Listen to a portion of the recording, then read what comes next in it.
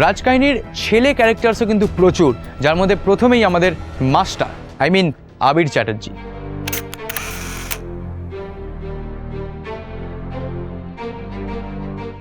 আবিরদার পর সেই wild card এন্ট্রির মতন একজন সারপ্রাইজ এন্ট্রি নিয়েছেন রাজকাহিনীতে। এই ভদ্রলোক কে এটা তোমরা চেনার চেষ্টা করো, আমি একদম শেষে বলবো।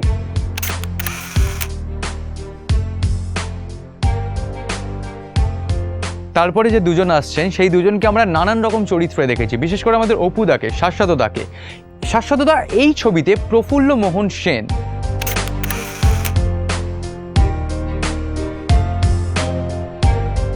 এবং তারপরে এই সেনের একসঙ্গে একটা কানেকশন ধরেই কৌশিক সেনের কাছে যাওয়া যাক, কারণ কৌশিক সেনের এই ছবিতে চরিত্রের নাম একদম অন্য, মোহাম্মদ ইলিয়াস। মোহাম্মদ ইলিয়াসের পর দুই dark brothers, Nigel and Rudranil.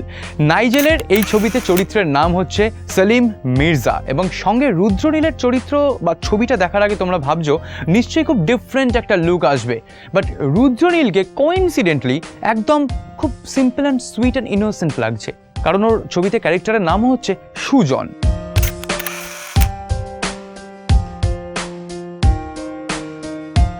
দুই ডার্ক ব্রাদার্সের পর আমাদের রনিদার রজতাভ দত্ত, যিনি হয়েছেন নবাব।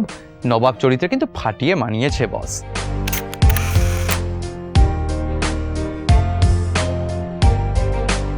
আর তারপর আমাদের শশীকান্ত, তুমিই দেখছি আসরটাকে করবে মাটি। পুলিশ ইন্সপেক্টররা না থাকলে রাজকাহিনী জমবে কি করে। কাঞ্চনদা রয়েছেন একটি পুলিশ ইন্সপেক্টরের ভূমিকায়।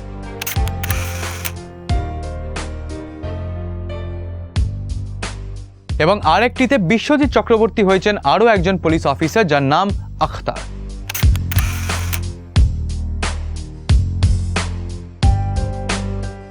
আশা করি তোমরা ভোলোনি সেই ওয়াইল্ড কার্ড এন্ট্রির কথা, যার ছবি দেখিয়ে বলেছিলাম চেনো দেখি। আই হোপ তোমরা কেউই চিনতে পারোনি, কারণ আমরাই চিনতে পারিনি বস। ভদ্রলোক নান আদার দ্যান হি ইজ যিশু সেনগুপ্ত। এখন একটু হাততালি ফাততালি পড়া উচিত, মানে for the makeup man, for Srijit Mukherjee and for যিশু সেনগুপ্ত হিমসেলফ, এরকম একটা মেক ওভার করার জন্য জাস্ট ফাটিয়ে হতে চলেছে কিন্তু রাজকাহিনী।